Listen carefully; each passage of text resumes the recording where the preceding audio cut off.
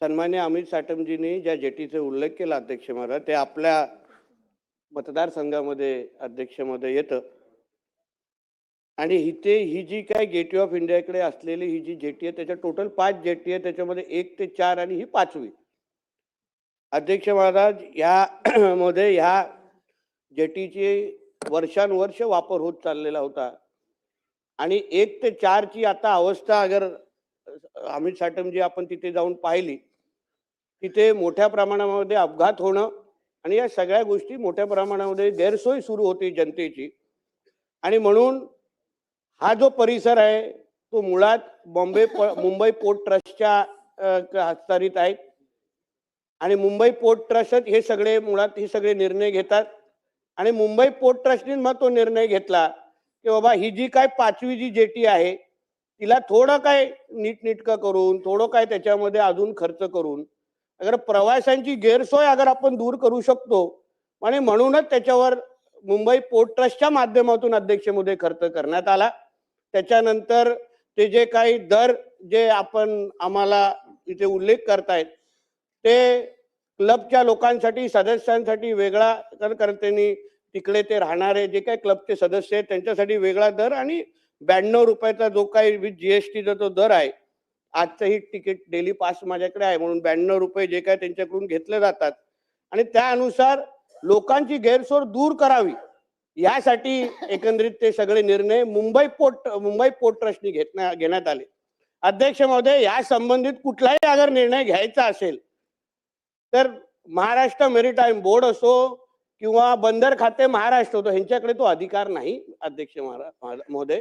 व या बाबतीमध्ये जी आमच्या सदस्यांची भावना आहे तिकडे अगर लोकांना त्या पद्धतीची गैरसोय किंवा पहिले अगर 1 ते 4 जशा त्या जेट्या एकदम गैरसोय होत्या ते अगर परत त्याचा थोडा विकास करणं थोडा त्याच्यामध्ये अजून खर्च करून लोकांची गैरसोय दूर करण्याचा जो प्रयत्न मुंबई ट्रस्टने केला तो अगर लोकांना आवडला नसेल तर त्या संबंधीची बैठक अध्यक्ष महोदय त्या संबंधीची बैठक मुंबई पोर्ट ट्रस्टच्या अधिकाऱ्यांबरोबर अध्यक्ष महोदय आपल्याशी चर्चा करून संबंधित आमचे सदस्यांच्या एकत्र घेऊन त्या बाबतीचा निर्णय घेण्यात येईल अध्यक्ष महोदय.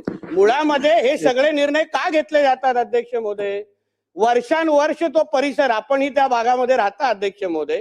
वर्षानुवर्ष तो परिसर त्याच्यामध्ये तिथे जे काही लाकडी बोटी चालतात तिथे जे जुने पंटून आहेत मला आठवतं माजी मुख्यमंत्री आदरणीय पृथ्वीराज चव्हाण साहेबांच्या घरचे सदस्य पण अमीनबाई तिथे त्या जुन्या जेटीमध्ये त्यांचा अपघात झालेला तिथे तेव्हा बातमी पण त्या संबंधित आली.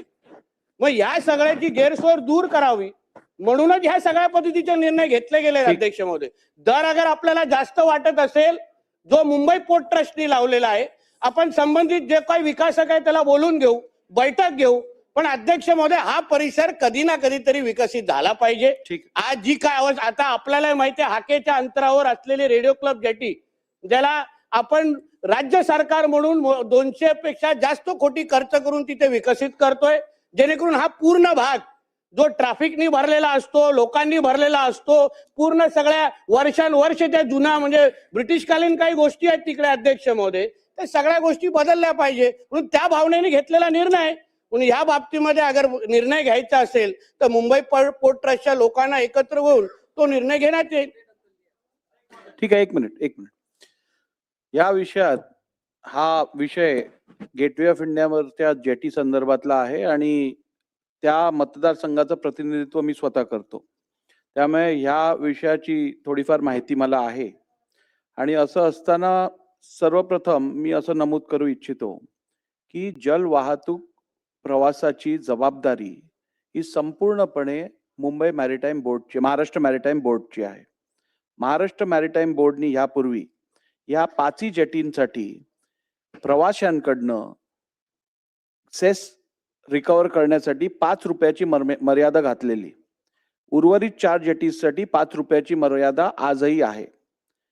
जर का एखाद्या जेटीवरती आपल्याला सोयी सुविधा द्यायच्या असतील तर निश्चितपणे ती द्यायची जबाबदारी शासनाची असते. शासनाला जर का ती सुविधा देण्यासाठी प्रायव्हेट प्लेयरला इन्व्हॉल्व्ह करायचं असेल तर त्या प्रायव्हेट प्लेयरला आपल्या मनाप्रमाणे 500 रुपये 100 रुपये 200 रुपये चार्ज करणं हे प्रिन्सिपल्स ऑफ नॅचरल जस्टिसच्या विरुद्ध आहे. नंबर 1. जर का खर्च करायचा होता, बार्ज कितीची? 2 कोटी, 3 कोटी, 4 कोटीची बार्ज. स्थानिक लोकप्रतिनिधी आहेत. मी स्वतः माझ्या आमदार निधीतून 2-4 कोटी दिले असते. परंतु तुम्ही प्रायव्हेट प्लेयर्सच्या नावावरती त्यांना बार्ज लावायला देणार आणि मग एका बोटीत जवळजवळ 10 लोक जातात. 1000 रुपये एका बोटीपाटनं तुम्ही रिकव्हर करणार. असे महिन्याला जवळजवळ 30 लाख रुपये तुम्ही रिकव्हर करणार. वर्षभरात जेटीचा खर्च काढणार आणि उर्वरित केवळ प्रायव्हेट प्लेयरला प्रॉफिट करून देणार. हे योग्य नाहीये. मला वाटतं या संदर्भात महाराष्ट्र शासनाने त्वरित बीपीटी बरोबर संपर्क साधायला पाहिजे आणि एमएमबीनी जर का काय खर्च, या एमएमबी एवढी मोठी जेटी बांधते रेडिओ क्लबच्या शेजारी, आपण प्रायव्हेट प्लेयरला दिली का नाही? शासनाने खर्च केला, जेटी बांधली. तर आता ह्या केसमध्ये का प्रायव्हेट प्लेयर इंट्रोड्यूस केला आपण सांगू मी स्थानिक आमदार म्हणून तिकडे फंड द्यायला तयार आहे. हे चुकीचं आहे. प्रायव्हेट प्लेयर्सना प्रॉफिटेबिलिटी देण्यासाठी काय शासन काम करत नाही?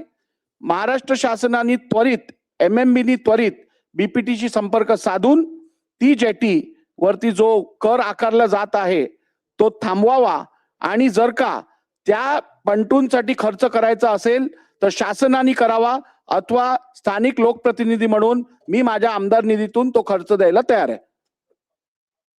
अध्यक्ष महोदय, सन्मानपूर्वक हे ठीक आहे, आपल्याला अपुऱ्या माहितीवर टाळी वाजवणं चुकीचं आहे. अध्यक्ष महोदय, मुळामध्ये ही जी जेटी आहे अध्यक्ष महोदय, ही मुंबई पोर्ट ट्रस्टकडेच आहे. तुमच्याकडे मी डॉक्युमेंट आपल्याकडे पाठवतो, आपण पाहून घ्या. अगर महाराष्ट्र मेरीटाईम बोर्डच्या माध्यमातून विकसित करायचं असेल अध्यक्ष महोदय, आम्ही काही मागे पुढे बघणार नाही. कारण का हाकेच्या अंतरावर रेडिओ क्लबची जेटी आहे. आम्ही तिथे 200 पेक्षा जास्त कोटीपेक्षा जास्त खर्च करतोय अध्यक्ष महोदय. जी माहिती आमच्याकडे, हे सगळे दर मुंबई पोर्ट ट्रस्टच अध्यक्ष महोदय ठरवतात.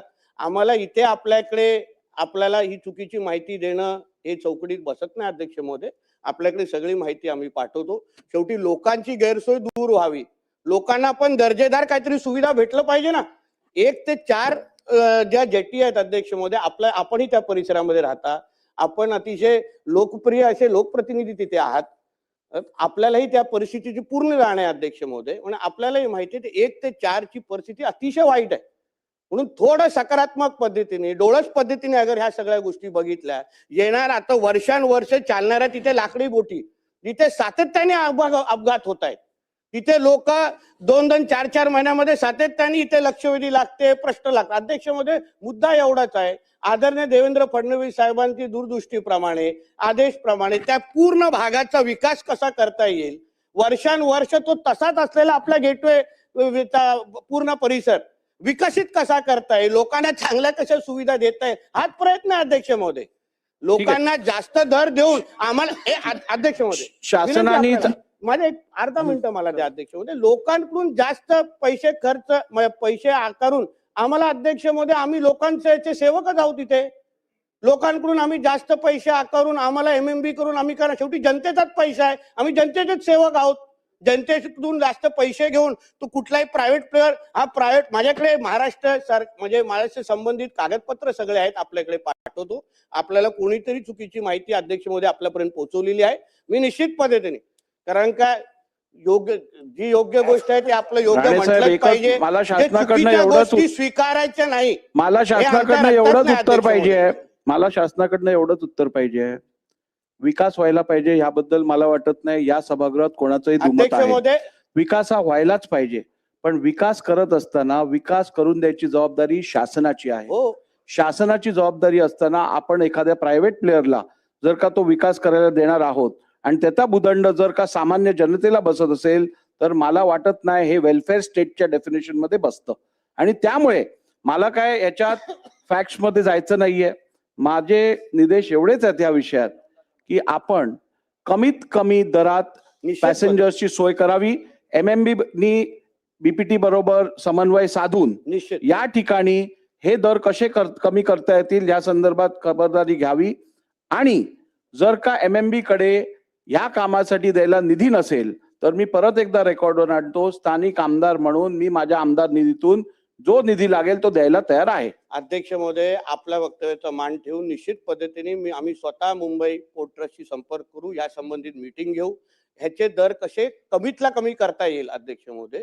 निश्चित पद्धती आपल्या शब्दाचा मान राखला जाईल आणि MMB ला यापुढे निधी कधीच कमी पडणार नाही यासाठी आपण सक्षम आहात याची नोंद आम्ही निश्चित पद्धतीने ठेवू आणि कुठलीही मदत लागली तर आम्हाला कोणाकडे जायचंय आता केंद्राकडे बघणार नाही, आम्ही अध्यक्षांकडे बघणार. तुमची रेडिओ क्लबची जेटी होताना पण अध्यक्षांची बरीच मदत लागली ना अध्यक्ष, म्हणून आपल्याला चांगलं मदत, पण निश्चित पद्धतीने सकारात्मक पद्धतीने ठीक आहे, अध्यक्ष पुढे महोदय जाऊया. या विषयाकडे पाहिलं जाईल. पुढे धन्यवाद. जाऊया. लक्षवेधी क्रमांक 6.